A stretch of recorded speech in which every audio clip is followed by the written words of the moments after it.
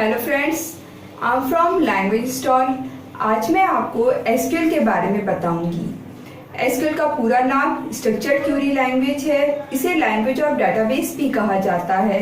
इसका पहला वर्जन 1976 में आया था और इसका पहला रिलेशनल डेटाबेस 1986 में आया था, जिसे आगे जाके ओरेकल का नाम दिया गया था। SQL command based programming language है, जिसमें हम डेटाबेस को क्रिएट और मैनिपुलेट करते हैं।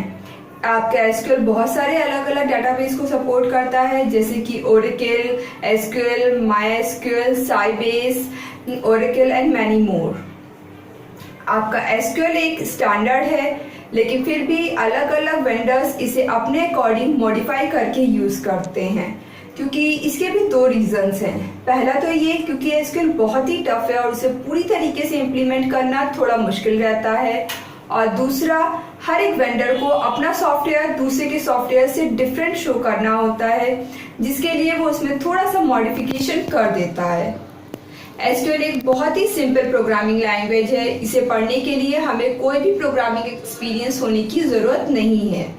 इसमें कुछ अपने कीवर्ड्स होते हैं जिनके थ्रू हम डाटा को एक्सेस या फिर मैनिपुलेट और उसमें इंटरेक्ट कर रहे होते हैं। Just like an human interaction, but here we are using some keywords like select, insert, update, delete and many more. अब मैं आपको एसक्यूएल के टाइप्स के बारे में बताऊंगी।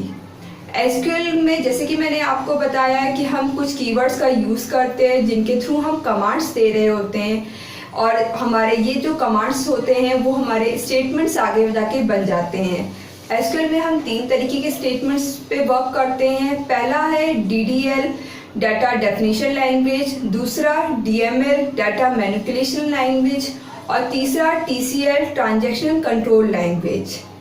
पहला डीडीएल स्टेटमेंट डाटाबेस के स्ट्रक्चर को डिफाइन करता है, जैसे कि हमें कोई नया टेबल क्रिएट करना है या फिर हमारे पुराने टेबल्स को में कोई नई रो क्रिएट करनी या फिर कॉलम क्रिएट करना है। साथ ही साथ हम नया डाटाबेस को क्रिएट और ड्रॉप भी कर सकते हैं। दूसरा आता है डीएमएल। डीएमएल स्टेटमेंट में हम डाटा को एक्सेस करके मैनिपुलेट करते हैं। जो भी डाटा को में हमें अगर इंसर्ट, डिलीट, अपडेट कमांड देना है वो हम इसके थ्रू दे रहे होते हैं। और तीसरा हमारा है टीसीएल।